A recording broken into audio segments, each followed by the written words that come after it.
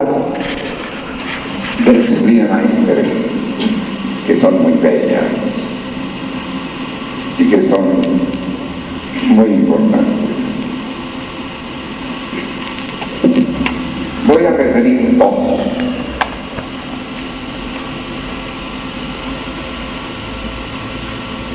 Una de ellas, una foto que tengo de él en Australia. Salía del baño el Sublime Maestre con su show. Salía del baño y la toalla se la había puesto en la cabeza, así, un poco descuidadamente, dando un pequeño rodelito y luego bajando la toalla sobre el hombro derecho, que se veía tan bien. Hasta en ese detalle. Hay quienes salen del baño y salen por ahí como un cangrejito que se escapa de la arena. Los cabellos por allá, la toalla por ahí arrastrando el piso. Había que ver esa foto del maestro. Qué sentido de la estética, de la presencia. Envuelto su cabeza con la toalla y la parte larga de la toalla le caía aquí sobre el hombro derecho. No se veía una cosa artificial ni nada, pero que parecía como un turbante. Es decir, hasta para usar la toalla al salir del baño había maestría. ¿Me comprenden ustedes? Pero vamos a otro punto del baño. Iba el Sublime Maestre caminando, y esta fue una anécdota que nos platicó el hermano mayor Strauss. Iba caminando y iba una familia de muchachas decentes, el papá, la mamá, y iban 2 o 3 personas más, entre las cuales iba el hermano mayor, que entonces comenzaba su discipulado con el maestro. Creo que él era Jesús, por ahí. Cuando se iban aproximando al río y estaban allí un grupo de soldados bañándose en el río sin cubrir su cuerpo ni mucho menos, y como era un grupo numeroso de soldados, ocurre que muchas veces cuando hay grupo numeroso de hombres surge el machismo. Es como una especie de conducta colectiva, de tal manera que nadie tenía ni el cuidado ni la precaución de que porque pasara un grupo de damas, ellos por lo menos meterse en el agua. Entonces el hermano mayor vio aquello y veía que el Sublime Maestre seguía hacia el puentecillo que iban a cruzar con todos los soldados.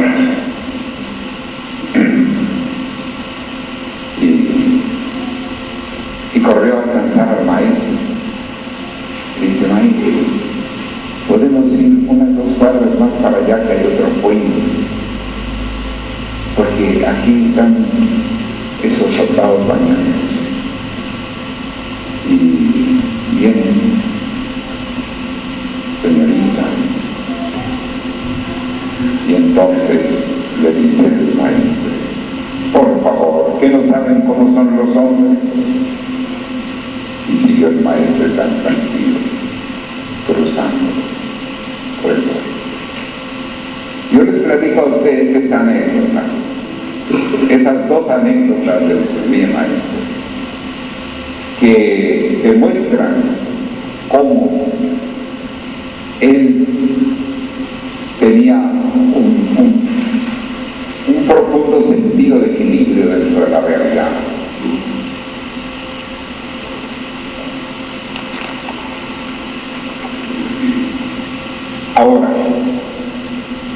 quisiera señalar algunos aspectos también convenientes dentro del hogar. Por ejemplo, la educación de los niños vegetarianos.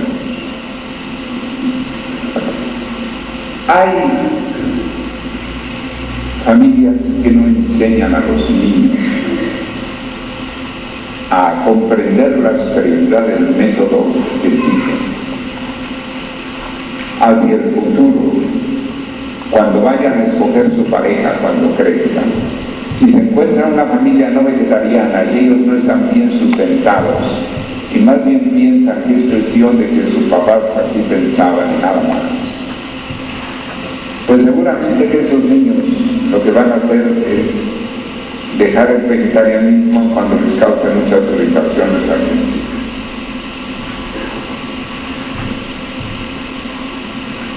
Igualmente, los jóvenes, me hace este apunte la hermana Gana, los jóvenes que buscan pareja, que han encontrado una pareja para casarse, o antes de emprender el camino del matrimonio, sería muy bueno que también vieran que su esposa va a seguir una cierta homogeneidad tanto en la superioridad del método del vegetarianismo como de otros aspectos de la enseñanza del maestro. Yo quisiera aquí, cuando hemos hablado de una identidad, y que una de las cosas que más debemos cuidar es la identidad en el saber de nuestra obra, una identidad para lo cual vamos a seguir ciertas formas de la tradición hebraica y de la escuela sánscrita, en cuanto inclusive la celebración de nuestra salida de los lugares originarios y la llegada a la reunión iniciática del 12 de noviembre.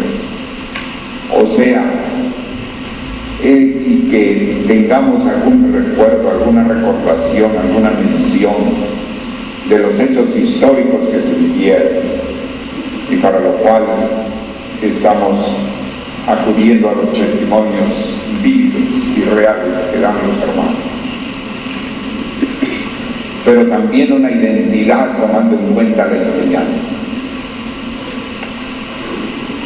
tomando en cuenta esa identidad, que es una de las principales cosas que debemos tener en el discipulado.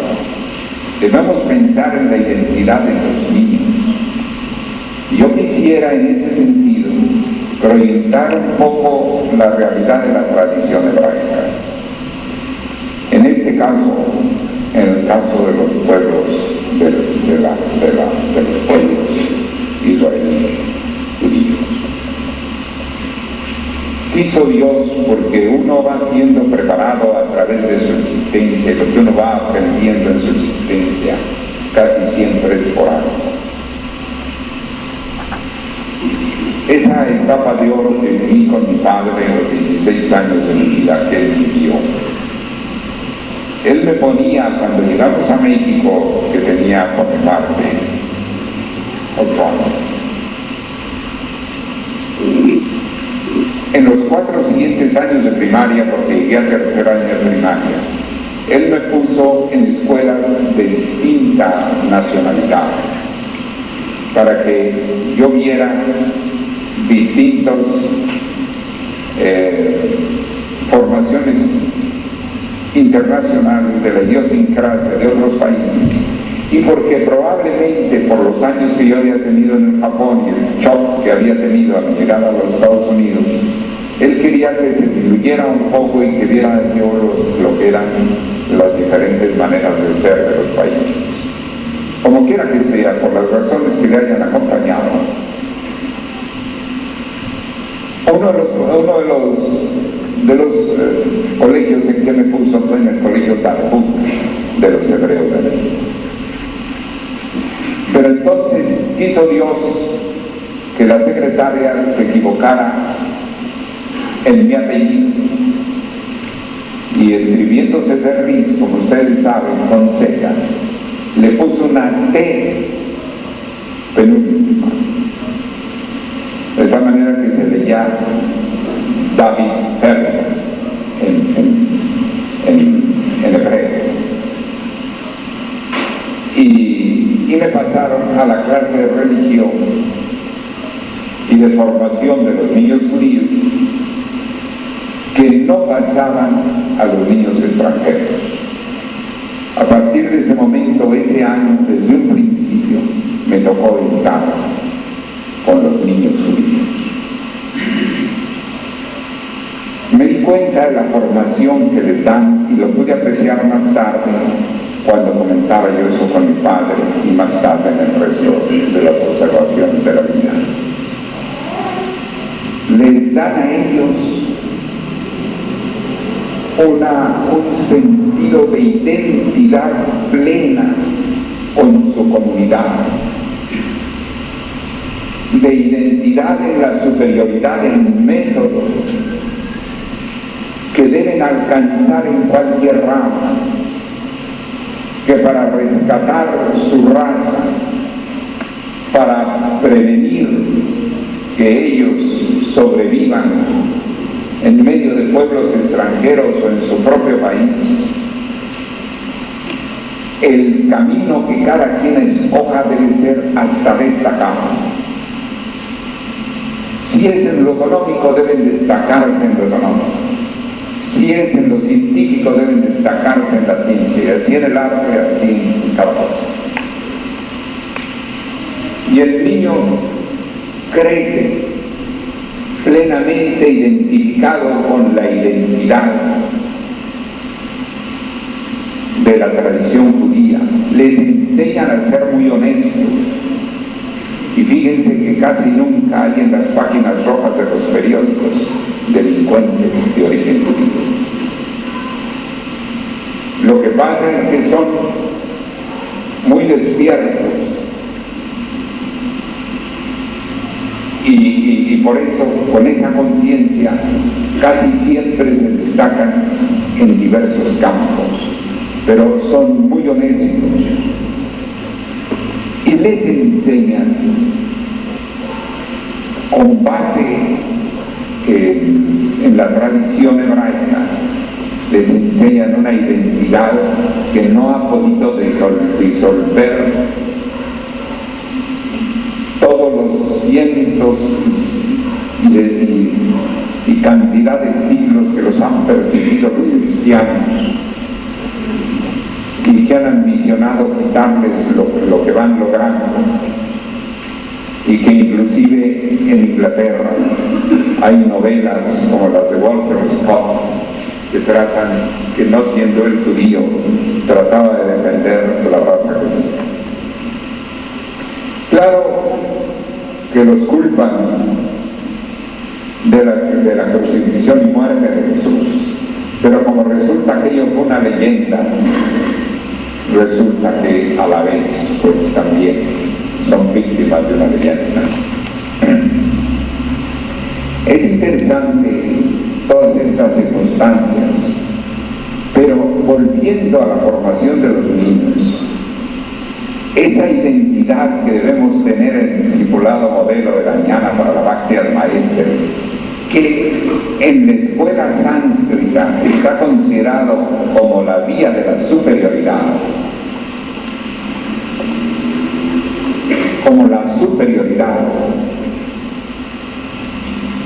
la vía por excelencia, y que el maestro le llamó discipulado modelo para la era.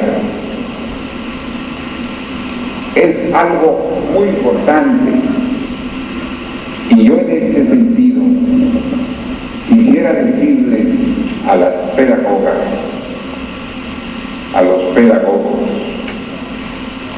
y vamos con el tiempo también a convocar sus aportes. ¿Cómo vamos a educar a nuestros niños en esa identidad? Por ejemplo, comenzando por el vegetarianismo. Recuerden que la teoría de Somerville de que el niño debe decidir por sí mismo todo está muy cuestionada. Si los adultos necesitan guía y orientación, con mayor razón lo necesitan los niños.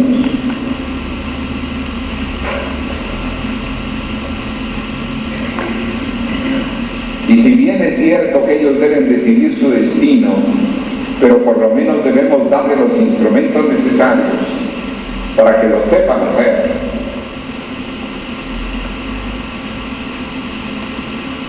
Hay, por ejemplo, detalles importantísimos que imbuir a los niños sobre la superioridad del método.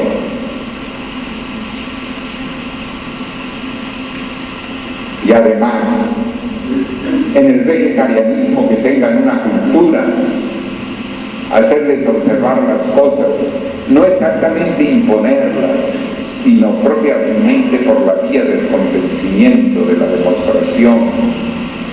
Pero ¿qué resulta? Que muchas veces llegan los padres a sus casas, aunque sean profesores en casa de herrero, ¿a dónde pagan? Como están todo el día enseñándole a otros niños, cuando llegan a su casa ya no quieren enseñar a más niños.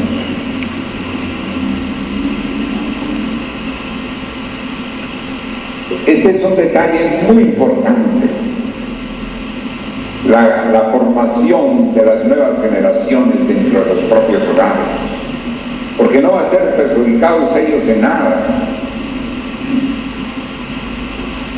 Ahora, el gran problema es cuando el esposo se opone o la esposa se opone, porque entonces va a haber una bifurcación de criterios en los cuales el niño toma partido y al final de cuentas, cuando sea adolescente, no le hace caso a ninguno de los dos. Cuando llega la época de la rebeldía del adolescente, allí son cosas de mis papás. Y entonces se dejan llevar por cualquier amiguito de su edad, aunque sean las cosas más adversas.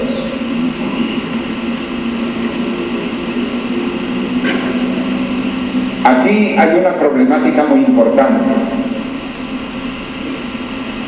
Una problemática que tenemos que tomar en cuenta. También, por ejemplo, en el caso de los japoneses. Esa realidad del milagro japonés parte, en primer lugar, de que ellos recibieron la ñana del Mahayana que llegó al Japón cuando emigró el Mahayana de la India y encontró en Japón el pueblo más receptivo a ese saber. Y se llamó el Maikirika en el Japón. ¿Qué ocurre? Que son niños forjados en una observación. Yo recuerdo que la razón por la que yo aprendí música pronto, de los 3 a los 4 años, es porque allá nos hacían observar todo desde pequeñitos. Yo recuerdo allí vagamente que, tratándose de un animalito, una especie de escarabajo muy bonito que iba caminando por el piso, alguno de nosotros lo vio y se iba a dirigir ahí. Inmediatamente la persona que nos cuidaba nos dijo: primero verlo, primero conocerlo, cuántas patitas tiene, y hacía una serie de preguntas sobre el animalito que nosotros teníamos que ver, que dónde estaban sus ojitos, que lo protegía o si estaba desprotegido, que qué podía dañar, si no dañaba, si dañaba o si no dañaba, que cuáles podían ser sus enemigos, si las arañas o las lagartijas o los sapos, y que si estaba en su ambiente, y que cómo lo íbamos a conservar para llevarlo a su ambiente y que no se lo comieran otros animalitos. Es decir, todo un sentido, de tal manera que nosotros ahí mirando al animalito, y en lugar de darle un sopapo, en lugar de eso, resulta que recibíamos toda una lección De tal manera que no es extraño que el japonés, cuando llegue a los 15 o los 20 años, se trate de computación o se trate de lo que sea, está acostumbrada su mente a clavarle toda su observación. Y resulta que actualmente la tecnología mundial japonesa es un sinónimo de ciencia. Pero ¿cuál es la formación que le dan a sus niños? Es una formación engañada. Pero no engañada ya vista como un discipulado, sino ciertos elementos de la ñana. Como es, por ejemplo, cierta sutilidad de espíritu. Hay que ver a los niños cómo los forman para hacer ramas, como existe el ikebana, o es el arte floral. Yo quiero decirles que es hasta ese extremo. Una amiga de la hermana Gakpa, de ahí de la Embajada del Japón de Venezuela, la señora, ¿cómo se llama? Kaoru Matsuki. Ella nos dio una exhibición de ikebana en Tecoteca, quizás algunos de los hermanos recuerdan.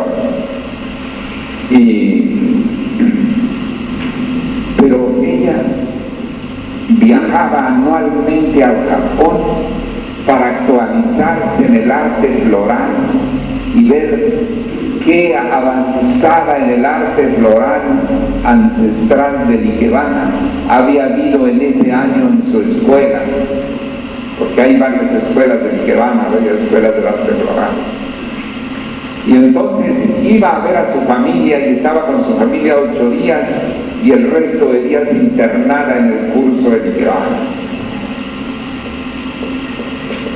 Yo he observado, acá en el Perú, yo decía que era una tierra del saber, y lo sigo diciendo, porque en general la tendencia estudiosa de los hermanos, inclusive cuando van allá al extranjero, siguen estudiando más carreras, siguen entrando a otros estudios. Hay una tendencia acá que los propios peruanos, perdón que lo diga, pero eso ocurre en todos los países, que nadie es profeta en su tierra, ni sus cualidades. Muchos no se dan cuenta de ello, pero uno que llega de tanto país y extranjero se da cuenta de la capacidad, del entrenamiento, de la preparación que tienen en general. Yo recuerdo que cuando fui a Cajamarca y llegué por allí me llevaron a conocer una finca de las vacas sabias. Allí no solamente las vacas eran sabias, eran también los dueños, porque yo comencé a conversar con ellos en tono de campesino, es decir, no porque yo pueda hacer mi lenguaje como de campesino, pero quiero decir con una gran sencillez en el lenguaje, una gran sencillez. Cuando yo comencé a ver que ellos me hacían observar otras cosas en un lenguaje distinto, que me fue llamando la atención y yo me fui comenzando a poner al tono de ellos, y ellos seguían subiendo y yo dije, bueno, pues, yo los veía con su sombrerito, y es que resulta que todos ellos habían ido a estudiar en la Universidad de Trujillo, y allí en mucha parte de la sierra del Perú se van a estudiar a las universidades y regresan a su sierra, a sus trabajos, a su trabajo de campesino.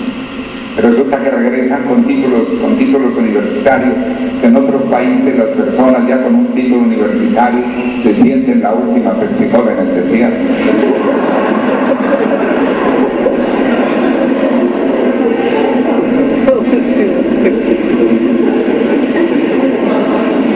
Entonces, así es que no digo que solamente en el Japón exista ello, existe en nuestra Latinoamérica, en el Perú mismo, en el Ecuador, puesto que acuérdense que el Ecuador es el mismo Tahuantinsuyo. Existe en Chile, el Tahuantinsuyo llegaba hasta el río Biobío. En Bolivia uno se encuentra con personas que uno se asombra de su tendencia cultural, de sus estudios, y naturalmente ellos no se dan cuenta porque creen que todo el mundo es así. Yo les quiero decir que en los Estados Unidos el pueblo es un pueblo bastante inculto. Los especialistas de las universidades sí salen muy capacitados por la tecnología, pero el pueblo no es como nuestro pueblo. Hay quienes no conocen ni la geografía del país. Yo se los digo después de haber vivido años en los Estados Unidos, de niño y de adulto. De tal manera que las tierras del saber están hacia el sur. Entonces, yo quisiera que nosotros en Latinoamérica, en general en todas partes, en Europa, en donde sea, llevemos y comprendamos que a nuestros niños debemos transmitirles nuestra identidad. Ya que ustedes están tomando el discipulado de la ñana para la vaca al maestro, pero fíjense en una cosa, que los judíos a mí me dejaron pasar por mi nombre también y porque la secretaria de Recursos Humanos, y por eso no me preguntaron.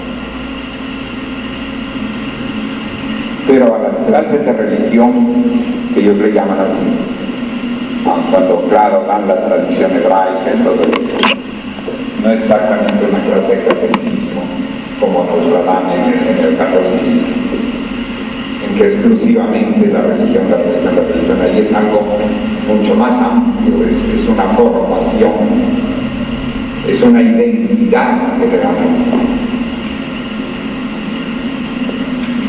Acá es curioso que en el Perú sucede que teniendo tantas cualidades los peruanos no se fomenta una verdadera identidad de la peruanidad. No es suficiente la verdadera identidad que se fomenta. Eso no es una crítica, estoy hablando de la percepción de la realidad. Cuando van a otros países los peruanos, los ecuatorianos, los colombianos, los chilenos, los bolivianos, se dan cuenta de que otros países no son así. Y se dan cuenta de ciertas decepciones. Y que hay más tendencia hacia el saber en Sudamérica que hacia el Sahara.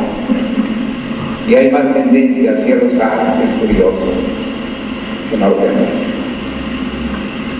más que al saber. Pero en mí no quiero perderme en estas disquisiciones. Entonces, es necesario abordar y comprender que el tema de la identidad, ya no digamos en el discipulado modelo, por lo menos en la ñana, en el saber, debe asegurarse en los niños para que cuando crezcan no se vayan a buscar de compañera una muchacha que por bonita que sea, como con la que me tocó bailar, tengan que terminar comiendo carne de res y todo ello, o digo del cuerpo con todos sus inconvenientes. ¿Por qué? Porque naturalmente llega el ambiente de la familia de la novia, que casi siempre que se casa una pareja gana un hijo, o sea, porque el hijo generalmente va a dar fundamentalmente a la familia de la novia. De tal manera que en este sentido mucho tendríamos que hablar. Pero le estoy poniendo el ejemplo de un pueblo y de una raza. De un pueblo que como pueblo es el pueblo que ahorita está descollando grandemente en nuestro mundo actual, que es el Japón. O una raza que no ha podido definir su identidad. 2000 años de persecución, por cierto, injusta.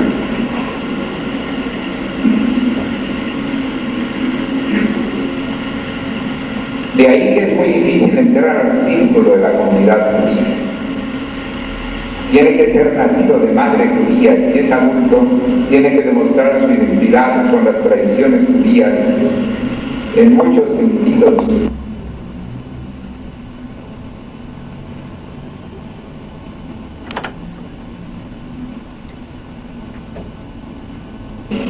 Conoce también bien todas estas condiciones. Entonces, vamos a darle la palabra al hermano Oscar Medina, profesor. Varias conmemoraciones que es conveniente tomar en cuenta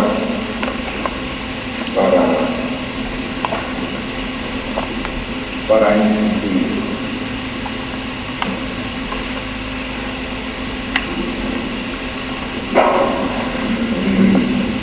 No confundir con el hecho de 7 fiestas iniciáticas. Las 7 fiestas iniciáticas, tal como las ha instituido el Sublime Maestre, sabemos que corresponden al grado de Quetuls el 25 de diciembre, en relación con el solsticio del Capitolio, el de los Gagpas el 18 de enero, el de los Velón en la entrada del equinoccio, el 21 de marzo,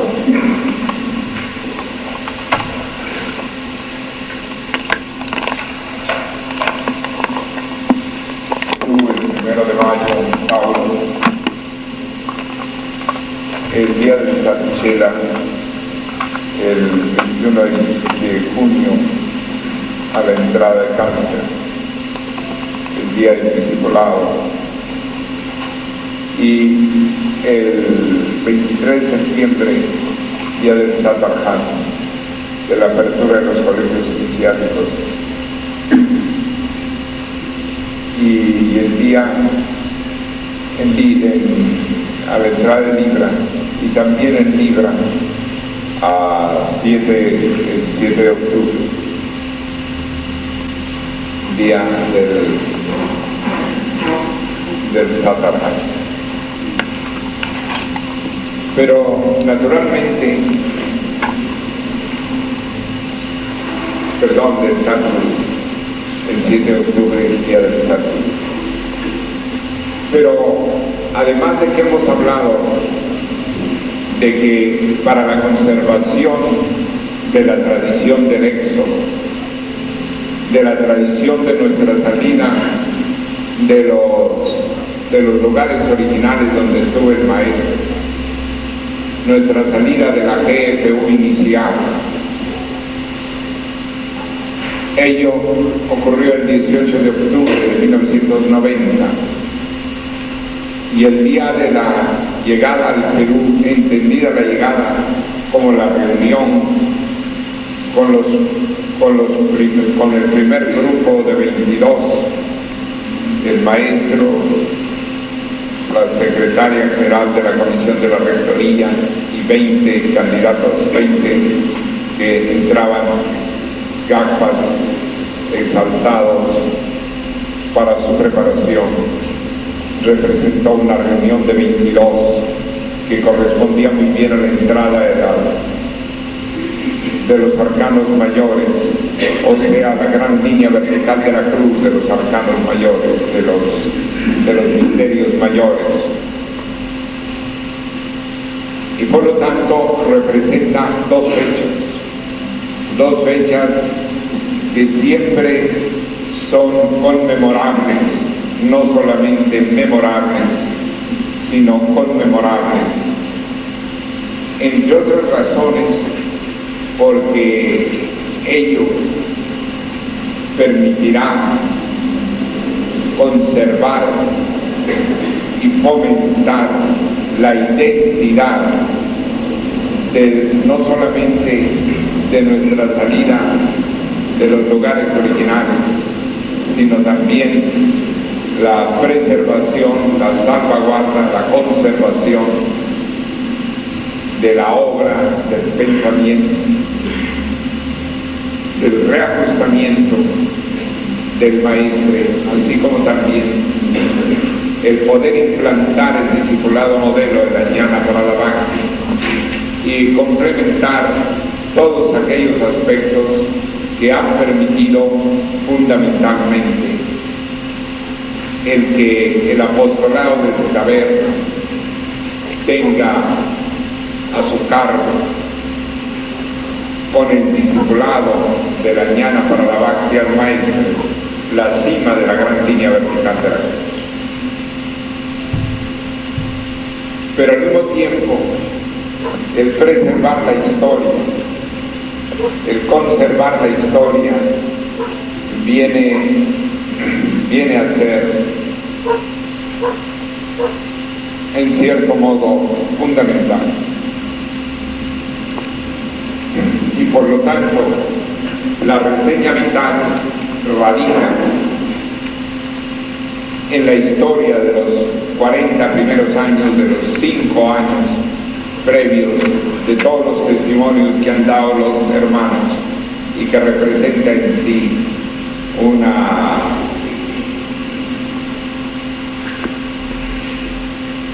algo que debemos mencionar de alguna manera en algún párrafo en cada conmemoración del 18 de octubre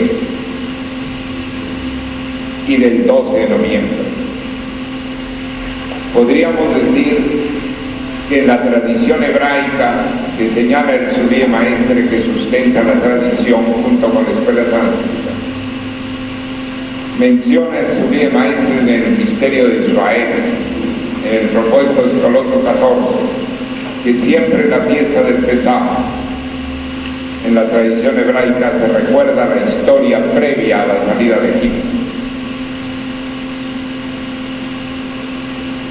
Entre otras cosas, como fundamentación ante los embates propios de la horizontalidad y además de la aclaración histórica de esos embates.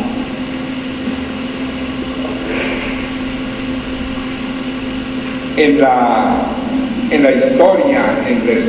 historia es importante analizar que el Suriye Maestre dice la tradición hebraica y la escuela sánscrita. Ello tiene una profundidad, porque en la tradición hebraica podemos tener una base histórica, fíjense bien, porque la tradición implica un decurso histórico. No existe tradición cuando no hay historia. El homo histórico, el pumi del acercamiento del pasado, el gatayama, es necesariamente en función de la historia. Este punto es muy importante. La tradición hebraica, al mencionar el maestro la tradición hebraica, tenemos una sustentación indispensablemente en la historia, mientras que la otra base de la tradición iniciática es la escuela sánscrita, donde precisamente con gran sabiduría el maestro menciona escuela sánscrita y no tradición sánscrita, porque la historia en el campo de la antigüedad sánscrita, de lo que contempla la escuela sánscrita, es más bien fuente de estudio que fuente de proceso histórico. No es que no haya existido la historia, pero han sido menos historicistas los hindúes.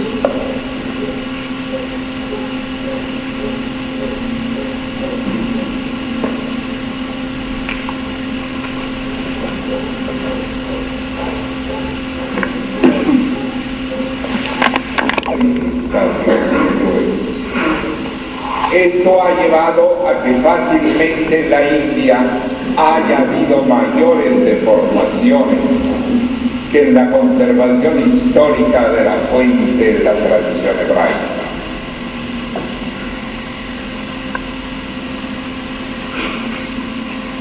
Ejemplo: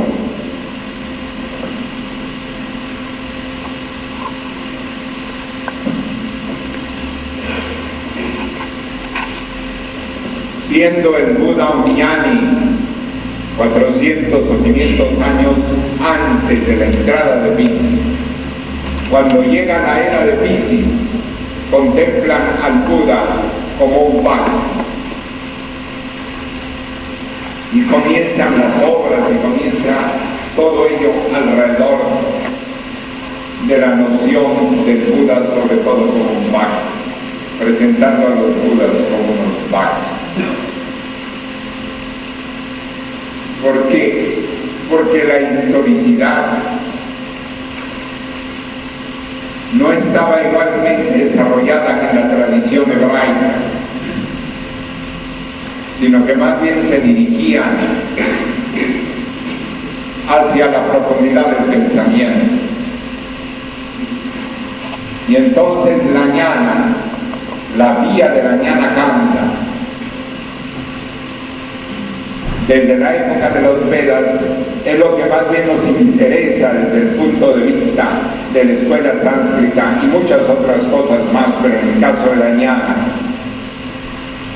reunimos, por una parte, siguiendo la enseñanza del maestro, por una parte, la riqueza de la ñana desde el punto de vista de sus munis, de sus datos y de sus nagasinis, pero al mismo tiempo tenemos que darle la sustentación lógica del símbolo, que es la historia, para que haya una concordancia entre la significación lógica y la esencia de lo que se está exponiendo o viviendo.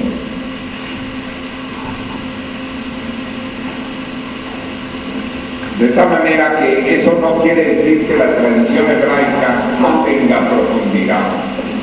Tiene una gran profundidad y por eso vemos en la sabiduría aplicada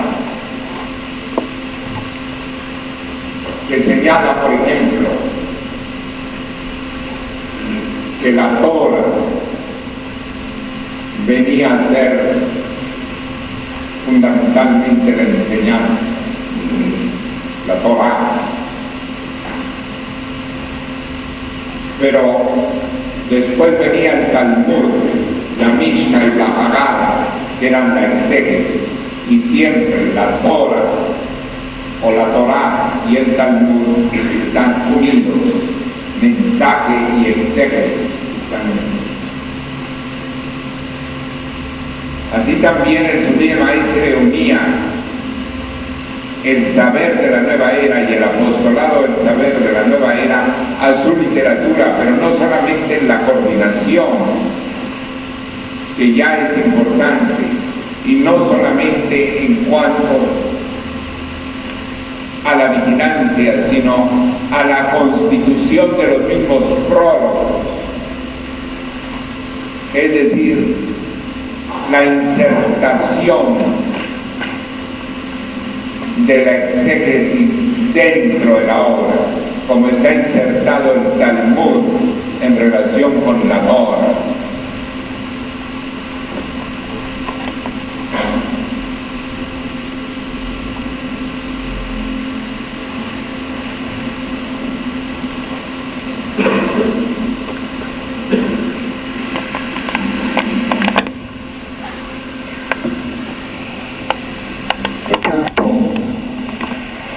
De base de orientación profunda y no superficial, porque hay que saber que al haber dos columnas de la tradición marcadas por el Sublime Maestre, como es la tradición hebraica,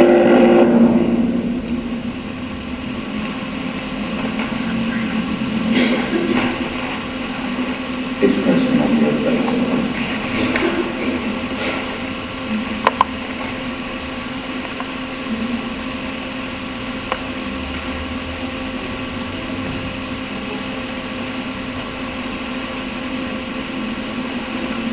Tenemos que saber que no solamente es el hecho de una característica oriental y una característica occidental, no únicamente saber que una parte proviene de los hebreos y otra parte proviene de la antigüedad sánscrita. No basta eso. Tenemos que saber cuáles son las tipicidades que tiene cada uno. Nosotros no debemos conformarnos con la parte superficial de las cosas.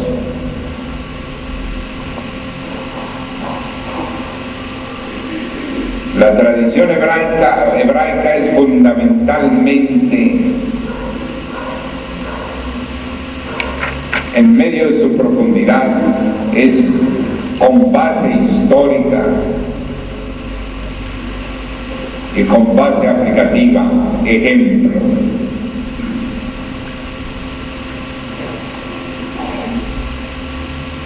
Así como en el Éxodo y en la salida de Egipto y en la llegada a Israel, lo que más les ha preocupado es la conservación de la identidad,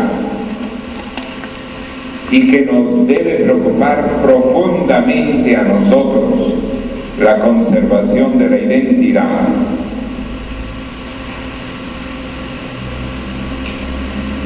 Y que no seamos una orden sin identidad y una cima vertical de la cruz sin identidad, porque la falta de identidad origina lo contrario a la ñana, que es la dispersión.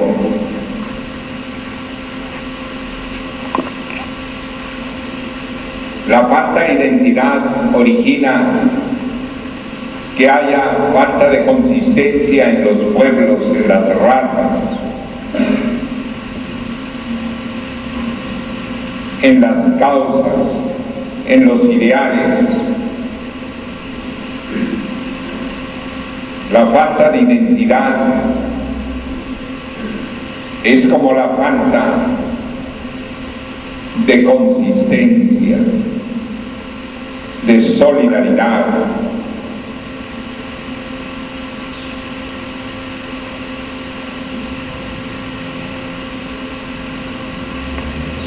Por lo tanto, un pueblo que ha mantenido durante miles de años su identidad es indudablemente un pueblo hebreo. En cualquier parte que está la diáspora, es una diáspora que aun cuando tengan sus divergencias, ellos toman su espíritu, su honestidad, su solidaridad de alguna manera, aun cuando sea por determinados grupos más o menos especificados, como es los sefaradíes, los irish, etcétera, en los tiempos modernos. Pero el pueblo mismo conserva indudablemente la esencia de su identidad, porque tiene una base histórica y porque tiene conmemoraciones en las cuales existe una base de la identidad. Por lo tanto, nosotros vamos a consecuentemente a perseverar en la comprensión histórica de nuestro discipulado modelo de la ñana para la vaca, en la comprensión histórica del apostolado del saber y en la comprensión histórica de por qué somos un discipulado diferente, un pueblo diferente. Y una superioridad, y buscar la superioridad del método.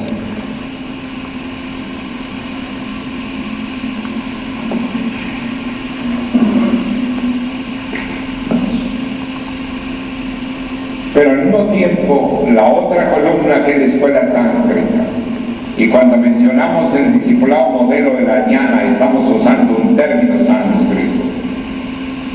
La ñana es el saber, pero el maestre le llamó la escuela sánscrita, es decir, fundamentalmente la dotación de estudio en el sentido de la base sánscrita. Primero porque el sánscrito es una de las lenguas madres de la humanidad. Así como está el aymara, el quechua. El aymara, una de las lenguas madres de América. Así el sánscrito en los idiomas indoeuropeos. Puesto que la cultura sánscrita fue sobre todo de oriente a occidente. Por lo tanto, hay una profundidad en los bumis, que es un término sánscrito, que representan una realización existencial, experiencial, vivencial. La experiencia para ser vivencia y la vivencia para insertarlo en la existencia.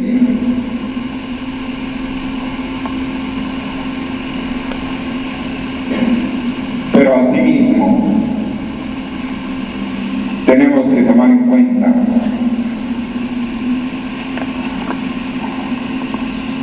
que los datos, o sea, los elementos de la ñana y los nagasim, las facultades de la ñana, es una profunda enseñanza en que unimos el oriente con el occidente.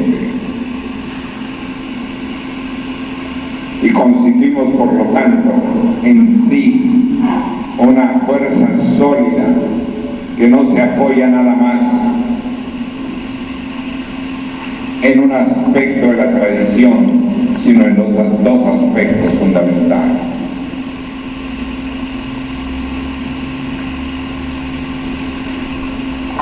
Por lo tanto, las determinadas conmemoraciones son fundamentales para recordar la historicidad,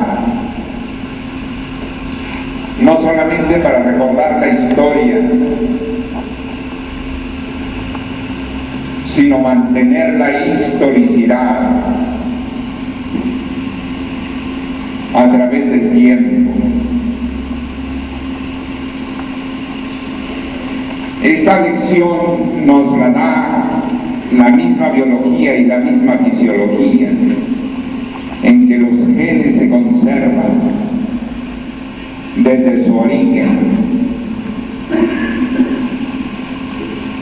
Y vemos cómo en el proceso fetal el hombre en la cueva de la madre recorre en esos 9 meses miles de años de la evolución del hombre sobre la tierra, como si los genes o como si el proceso genético tuviera la facultad de sintetizar la historia,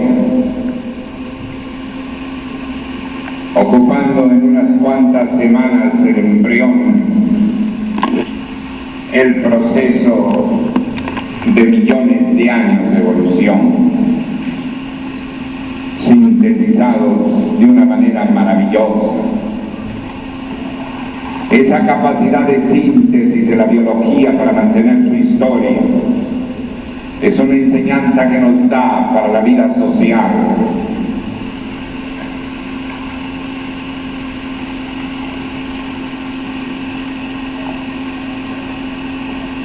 Los genes es una de las mayores lecciones históricas de la biología. Nosotros somos homo históricos desde antes de que pasáramos al estado de pez.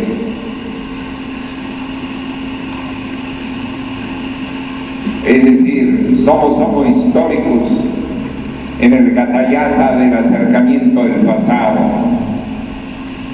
en ese boom de la ñana que es el gatallata. El acercamiento del pasado nos da una profunda lección histórica, pero la lección histórica a la vez, así como la biología sintetiza en genes millones de años por unos cuantos días de la vida de un embrión en la cueva de la madre embarazada,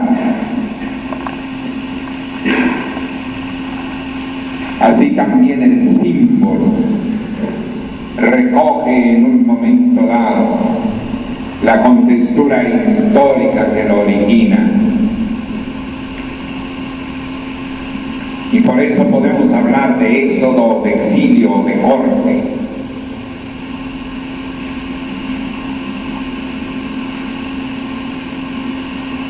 El discipulado modelo de la ñana para la Bhakti, para poder sobrevivir, para no ser aniquilado por la horizontalidad de la cruz, corta, hace el corte, deja que la noche quede atrás, que la noche de su génesis quede atrás. Pero ese corte no es porque se necesite que nos tengamos que justificar más allá de nosotros mismos, porque nosotros podemos seguir muy tranquilos sin necesidad de ninguna justificación. Es que la historia no es solamente para justificarse. Los hebreos no tienen nada que justificarse ante la historia de Egipto. No, es que la historia permite sustentar el proceso. Es que la historia permite la continuidad lógica de la esencia real. La historia permite la continuidad de principios, la continuidad del origen a través de la evolución de los procesos. El hombre es hombre y no un monstruo, porque ha quedado en él la historicidad de sus genes.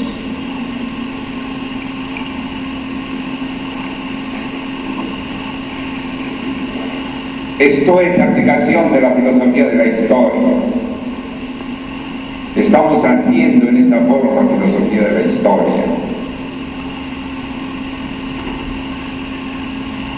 Por lo tanto, sin aumentar fiestas iniciáticas que son festividades, que es diferente. La festividad es festividad, es celebración.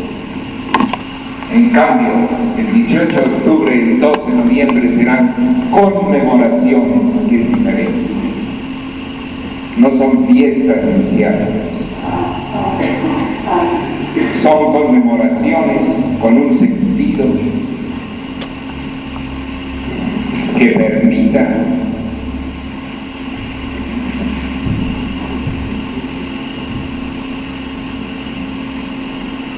llevar adelante de alguna manera la mención de la fundamentación histórica y del proceso histórico que el discipulado modelo de la ñana puede vivir.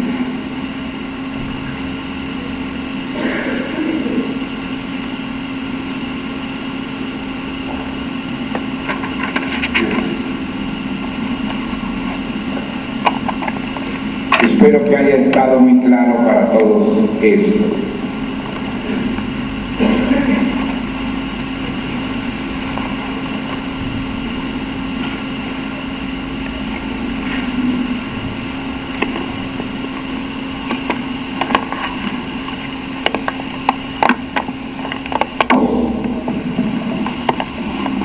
tenemos una fundamentación de nuestros símbolos, si no abandonamos la historia, como la sociología puede tener fundamentación en la biología.